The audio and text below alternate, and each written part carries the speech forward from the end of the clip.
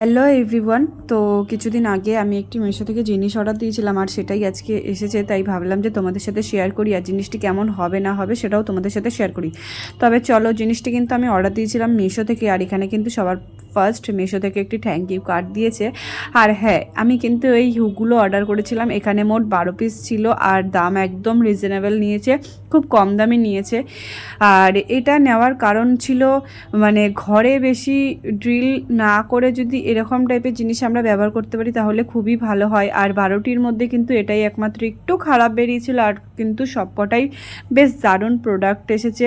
এটাকে অর্ডার দেওয়ার আগে অনেকবার ভেবেচিন্তে নিয়েছিলাম মানে জিনিসটি অতটা মজবুত হবে কি না হবে, কারণ আজকালকার দিনে যা ফ্রড টাইপের বেরিয়েছে তার জন্যই।